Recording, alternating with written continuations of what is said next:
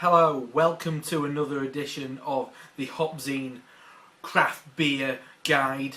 The beer that I'm going to be looking at today is a bottle of Hoppin to Heaven IPA from Hoppin Brewery, which is from Akron, Ohio. It's 6.8% in the volume. As you can see, the bottle, Hoppin Frog Beers, always got the frog on it, it's always hopping.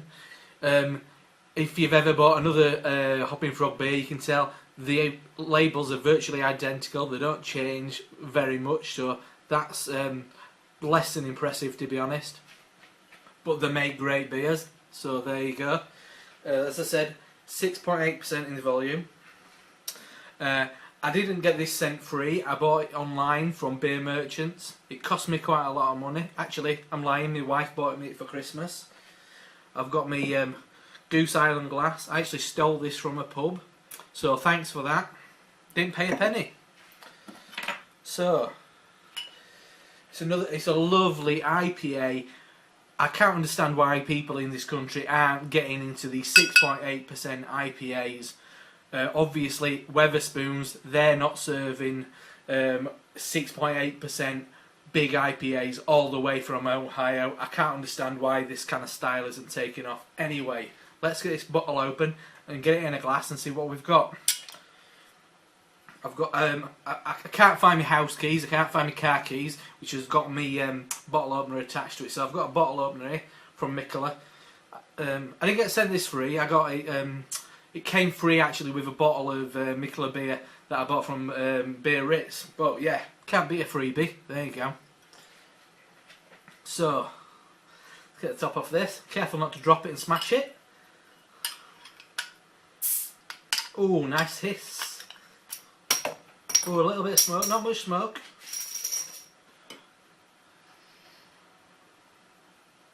Oh, it's quite surprising. I can't actually smell anything from the bottle itself. I've watched videos of the I'm a So Fats drinking this and they weren't right impressed, but the people at Hoppin Frog have been really kind to me on Facebook and stuff, so big shout out to them. So yeah, I got my tulip glass. So 6.8%. Let's get this in the glass.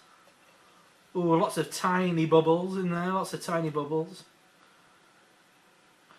Ooh, I've made a bit of a mess there. Massive head. I'm not going to pour the sediment in because, to be honest, with an IPA, it's going to make it a bit sour. But that's entirely your choice. You can do that if you want. It's up to you. Me personally, I like to leave it out. I think it has the flavour if you leave the sediment in the bottle. Big head there. I think that's virtually 3 fingers. 3 fingers of head there. Big soapy head, as you can see there.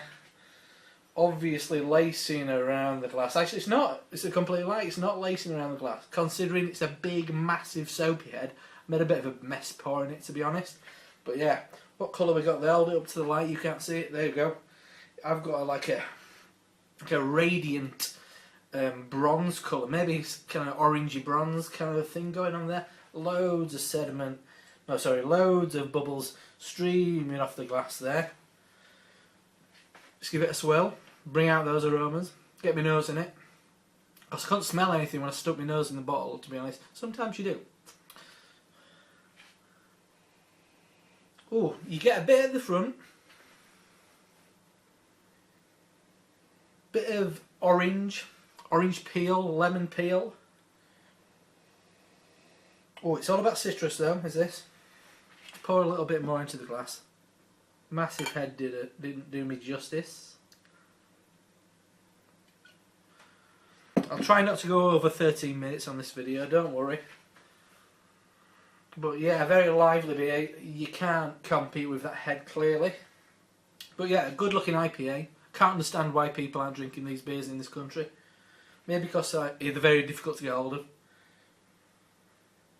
So let's have a taste. Cheers.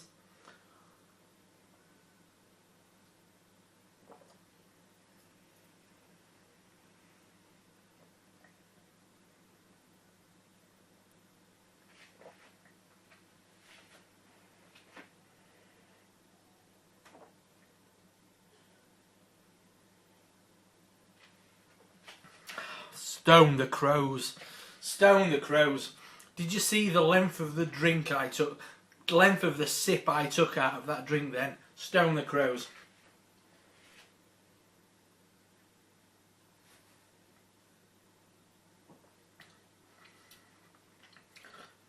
Actually, it's really nice. The I'm a So Fat said something, which I'm not getting any of this. They said kind of sour apples, that kind of thing. I'm getting like a burnt,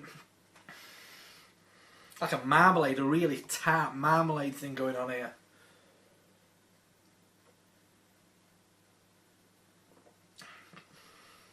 Nice carbonation.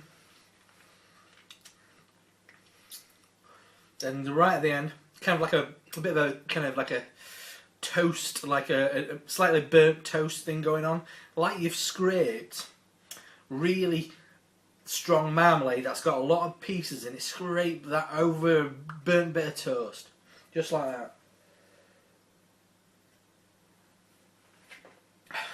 It's sitting well on my stomach, sitting well. To be honest, I'm not going to have 4 or 5 of these in an afternoon because it is 6.8%, and I'd be on my arse. I'd be in the hospital probably if I had about 8 to 10 of these. So, I mean, you can't session it 'cause it's a big old IPA. Nice carbonation. As I said, lovely flavour in there. It's all these burnt, orangey kind of things. Carbonation keeps it really nice and clear. Yeah, not much lacing to speak of on the glass there. But yeah, these IPAs, these pale ales from America, using all these big hops, these citrus hops, Cascade, Centennial, Simcoe, take your pick. There's loads of them out there, and they're all in this glass. Well, they're probably not. I have a clue what's in this glass, but it's a really tasty beer. I'm going to have a look at the label. Raise your glass to the heavens in a toast to hops. The spice of beer. This classic American IPA features the finest American hops to add a spicy, assertive and citrus character to its full body, a rich taste. Made only from the finest ingredients. Yeah, there's not much else on the bottle there. I kind of read it all. Great looking bottle. But yes, anyway, back to the beer. Lovely aroma. Lovely big taste. I'd like to give you some history on this beer, but I haven't a clue. I'll probably get in touch with the people at Jim, the head brewer at Wells and Young. Sorry, I mean, I forgot his name, but the guy at Hoppin Frog, he left me a really nice comment on HopZine. So good on you. They didn't fly me over to Ohio. They didn't put me up for the night. They didn't give me breakfast in bed and loads of beer. But there you go. Oh yeah, sitting really nice on my stomach. That, I mean, it'd be good to have after a meal, probably a full roast chicken, all the trimmings, Yorkshire puddings, roast potatoes, then followed by like a big helping of trifle, 6 pints of lager, and then a bottle of this. Well, maybe 3 pints of this. You know what I mean? It's good beer. It's easy drinking, really easy going down. Yeah, fruity, zesty, really pithy. All that burnt flavour, that burnt kind of marmalade kind of thing in the background. I'm just going to take another really long swig, so I'm going to virtually down this glass. Really long one coming up.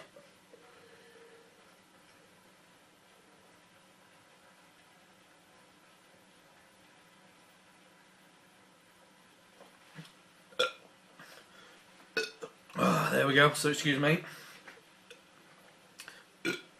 Oh dear me. So yeah, so Hoppin Frog, Hoppin to Heaven. 6.8% in the volume, IPA from America, from Ohio. So just finish this, because we always finish a half on the HopZine Craft Beer Guide.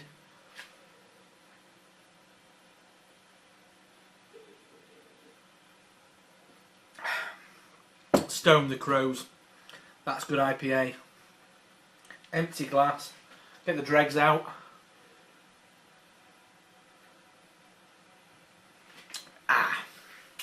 So let's think about a rating for this. So Hoppin Frog, Hoppin to Heaven, IPA. It's gonna get a 9 out of 10 from the HopZine craft beer guide. Great IPA, probably not as good as a Wells Young beer, but what is, especially when you're stood straight in front of them, and you're probably feeling a bit awkward, and you've probably had a lot better beers, but you've got to tell them that theirs is better. But anyway, so 9 out of 10. It's going to go on the board. Can't find the board. It's somewhere over there. It's got a lot of beers on it. I mean, yeah, it's great. Marble beers are up there, so that's always a nice one. Representing Marble, a nice one. Yes, so Hoppin Frog IPA. Hoppin to Heaven, Ohio. Great beer. So I'll see you soon on another edition of the HopZine Craft Beer Guide. Hello, you're not back with the HopZine Real Craft Beer Guide. That was obviously my little tribute to Simon at the Real Ale Guide. He's fantastic, he's massively entertaining, his taste is growing by the day. I love watching it. It's fantastic that how he's discovering these incredible beers that some of us might know a little bit more about. But I mean, his enthusiasm is absolutely unbridled, and I found it massively entertaining. And Simon, I hope you find your way up to Huddersfield for the a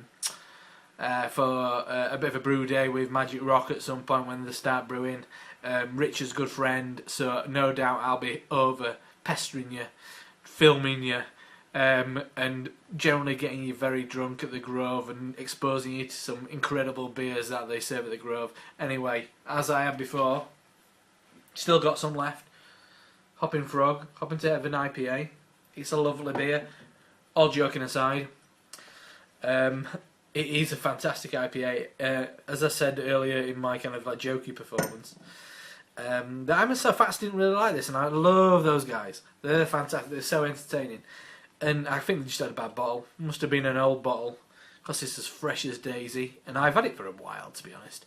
But it's a beautiful beer. As I said earlier, it's all kind of big citrus and lovely, juicy, kind of succulent citrus fruits and loads of zesty kind of citrus on the nose. It's a beautiful beer. It's a beautiful beer. And as I said earlier, the guys from Hoppin Frog have been massively supportive, retweeting my links and all that business. And it brought in a lot of visits to the website, which I'm so grateful for, to be honest. But yeah, this today, it's all about Simon, the Real Ale Guide. He's the fucking man. So yeah, I'm going to toast you, matey. And I hope to see you sometime later this year.